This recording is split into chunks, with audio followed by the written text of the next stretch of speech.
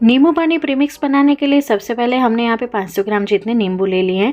तो आपको नींबू किस प्रकार के लेने हैं, तो इस तरीके से एकदम पीले चटकीले और थोड़े से शाइनी हो, जिनकी स्किन है वो पतली हो, वैसे वाले नींबू लेने हैं जिसमें रस की मात्रा ज़्यादा हो। तो वो कैसे पता चलेगा, अगर आप नींबू को इस तरीके से छुएंगे तो दबाने के बाद आपको लगेगा कि अंदर वो रस से भरा हुआ है और थोड़ा सा हाथ या नाखून अंदर चला जाता है दबाते वक्त।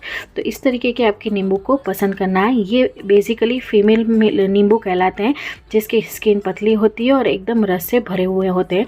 दूसरे नींबू आते हैं वो है मेल नींबू आते हैं, जो इस तरीके के आते हैं, देख सकते हैं।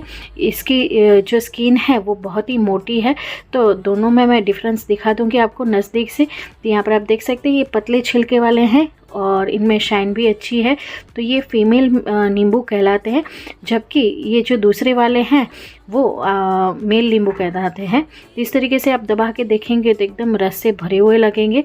जबकि आप दूसरा देख सकते हैं नींबू, ये ग्रीन वाला, जिसकी जो स्किन है वो मोटी वाली है और दबाने के बावजूद भी वो दब नहीं रहा है। तो नींबू जब भी आप लेने जाए तो ये चीज़ का ख्याल रखेंगे। तो आप थोड़े से भी नींबू लेके आएंगे ना तो भी उसमें बहुत सारा रस निकलेगा। अब दूसरे नींबू भी आते हैं जिसके ऊपर इस तरीके से दाग धब्बे होते हैं, तो वैसे नींबू का चूज़ हमें नहीं करना है।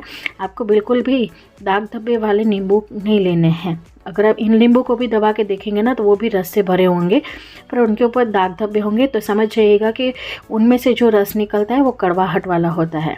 अब इन नींबू में से हम पूरा रस निकाल सके उसके लिए आपको क्या करना है, हर एक नींबू के साथ आपको ये प्रोसीजर करनी है। तो इस तरीके से नींबू के ऊपर थोड़ा सा वज़न देके इसको घुमाएंगे ताकि इसमें से ना प्रचुर मात्रा में पूरा रस निकल आए, हमारा बिल्कुल भी वेस्ट ना हो। तो इस तरीके से हम सारे नींबू को तैयार कर लेंगे। अब यहाँ पे देख सकते हैं मैं इसको दबा रही हूँ तो पता चल रहा है कि जो रस है ना वो सारा इसके अंदर निकल चुका है। अब जब हम चाकू से काटेंगे ना तो आराम से इसमें से जूस पूरा निकल जाएगा और वेस्ट हमारा बिल्कुल कम होगा। तो इस तरीके से मैंने सारे नींबू को तैयार कर लिया और आप देख सकते हैं ये एकदम बॉल की तरह, स्पंज की तरह दब रहे हैं। और जब भी कभी आप नींबू को काटें तो इसको इस तरीके से सीधा नहीं काटे, उसको टेढ़ा करके फिर काटा जाता है। अगर सीधे से काटेंगे तो भी आपके नींबू में से रस नहीं निकलेगा। अब टेढ़ा करेंगे तो आराम से इसमें से ज़्यादा रस निकलेगा, क्योंकि बीच में स्किन आ जाती है। तो अगर सीधा काटते हैं तो उससे क्या होता है, उसमें से पूरा रस नहीं निकल पाता। तो ये चीज़ का भी आपको ध्यान रखना है। अब यहाँ पे हमने एक बाउल ले लिया है, इसके ऊपर एक स्ट्रेनर रख दिया है और इस तरीके से हम सारे नींबू में से रस निकाल लेंगे। ऊपर इस तरीके से स्ट्रेनर रखने की वजह से एक तो बीज अलग हो जाएंगे और जो ज़्यादा पल्प होगा वो भी साइड में हो जाएगा और हमें एकदम क्लियर नींबू का जूस मिलेगा। अब इन नींबू के छिलकों को भी आपको फेंकना नहीं है। तांबे पीतल के बर्तन को घिसने में यूज़ कर सकते हैं या फिर इसमें से आप लिक्विड बना सकते हैं। तो सारे नींबू को निचोड़ने के बाद मेजरिंग कप से देखें तो 250 ml का मेरा मेजरिंग कप है।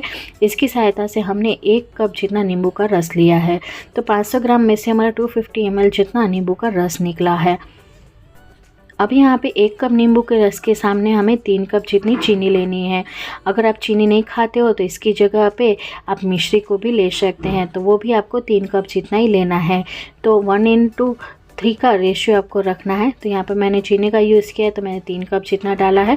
अगर आप मिश्री खाते हैं तो वो भी डाल सकते हैं, तो वो अच्छी रहती है और गर्मियों में मिश्री पेट को ठंडक भी देती है।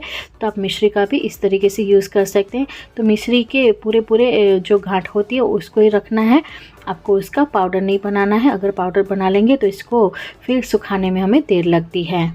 इन सभी चीज़ों को अच्छी तरीके से हम मिक्स कर लेंगे तो धीरे धीरे हमारी चीनी है वो मेल्ट होती जाएगी। एकदम से भी मेल्ट नहीं होगी पर थोड़ा बहुत वो मेल्ट हो जाती है। अब अच्छी तरीके से मिक्स करने के बाद मैंने यहाँ पे इस तरीके की थालियाँ ले ली हैं। तो थालियों में ये अच्छे से हमारा सूख जाएगा। तो इस तरीके से हमें एकदम पतला लेयर करना है, बहुत मोटा मोटा नहीं करना है। मोटा बहुत लेयर करेंगे तो उसे सूखने में देरी लगती है। तो इस तरीके से हम यहाँ पे मैं 3 से 4-5 कड़छियाँ यहाँ पे डाल रही हूँ और इस तरीके से इसको फैला रही हूँ। तो इस तरीके से मेरी यहाँ पे 2 थाली बन के तैयार हुई है। इस मिश्रण को हमें घर में पंखे के नीचे ही सुखाना है। तो करीबन 4 दिन लगेंगे आपको इस मिश्रण को सुखाने में। ध्यान रखिएगा आपको धूप में बिल्कुल भी इनको नहीं सुखाना है, घर में पंखे के नीचे ही आपको इसको सुखाना है। और हर 18 से 20 घंटे के बाद आपको इसको चला लेना है, ताकि जो मिश्रण जम जाएगा उसे हम स्क्रैच कर सकें और आराम से थाली से अलग हो जाए। तो यहाँ पे 19 घंटे हो चुके हैं और 19 घंटे के बाद आप देख सकते हैं ये मिश्रण थोड़ा सा गाढ़ा हो चुका है। तो हम फोक की मदद से इस तरीके से इसको स्क्रैच कर लेंगे। तो ये आपको प्रोसेस हर 18 से 20 घंटे के बाद आपको रिपीट करना है। तो 4 दिन तक आप ये करेंगे ना तो ये आराम से सूख जाता है। अभी तो गर्मियाँ कम पड़ रही है, ये गर्मी में फटाफट सूख जाएगा, इतने देर भी नहीं लगेगी। और अब तो सारे मुसलमान भाई बहनों के, हिंदू भाई बहनों के सभी के व्रत आ रहे हैं, तो उनमें भी ये नींबू पानी बहुत ही लाभदायक रहता है और इसे बच्चे भी आराम से बना सकते हैं। तो अब बाज़ार से पाउडर लेने की जगह पे घर पे अगर आप इस तरीके से बनाएंगे तो फटाफट बन भी जाएगा और बच्चे भी इसे आराम से पी सकेंगे। और क्या होता है ना कि जैसे ही गर्मियाँ शुरू हो जाती हैं तो नींबू के भाव हैं वो आसमान तक पहुंच जाते हैं। तो अगर नींबू सस्ते हों तो इस तरीके से अगर आप बना के रख लें तो आपको फिर बाद में देखना नहीं पड़ता। इसको आप फ्रिज के बाहर ही 1 साल तक आप इसे स्टोर करके रख सकते हैं। इसी प्रकार से आप मौसम्बी का और संतरे का जूस डाल के भी वो फ्लेवर वाले भी बना सकते हैं। तो यहाँ पर आप देख सकते हैं 4 दिन के बाद ये एकदम ड्राई हो जाएगा, इसमें बिल्कुल भी मॉइस्चर नहीं होगा और इस तरीके से गांठें इसकी तैयार हो जाएंगी। अब हमें क्या करना है, इसको मिक्सर जार में डाल के इसका पाउडर बना लेंगे।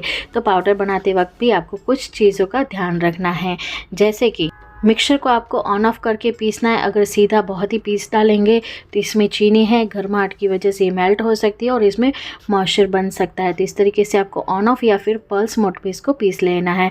तो इस तरीके से मैंने सारे मिश्रण को पीस लिया और फिर इसे छन्नी की मदद से छान लिया है ताकि एकदम हमें पाउडर मिले। तो एकदम पाउडरी टेक्सचर नहीं होगा, थोड़ा सा दरदरा टेक्सचर हमें तैयार मिलेगा।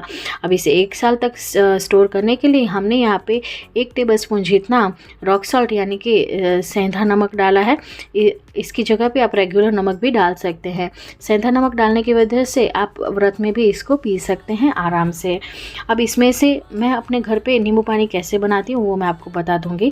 तो इसे स्टोर करने के लिए आपको एयर टाइट कंटेनर का यूज़ करना है और जब भी आप इसमें से पाउडर निकालें तो एकदम साफ़ चम्मच का यूज़ करना है। उसमें बिल्कुल भी वो गीला नहीं होना चाहिए, मॉइस्चर नहीं लगना चाहिए। अगर मॉइस्चर लगेगा तो ये बिगड़ जाएगा। तो यही चीज़ का आपको ध्यान रखना है। बाकी आप इसे फ्रिज के बाहर 1 साल से ऊपर इसे स्टोर करके रख सकते हैं। तो ग्लास में मैंने थोड़े से बर्फ़ के टुकड़े डाल दिए हैं और इसका फ्लेवर इन्हेंस करने के लिए मैंने यहाँ पे 1 सैचेट जलजीरा का लिया है, जो 1 रुपये वाला आता है, वो दोनों में आधा आधा डाल दिया है। और 1 टेबलस्पून जितना या फिर आपको जितना मीठा पसंद हो उस हिसाब से आपको ये पाउडर डालना है और इसमें एकदम चिल्ड वाटर डाल सकते हैं।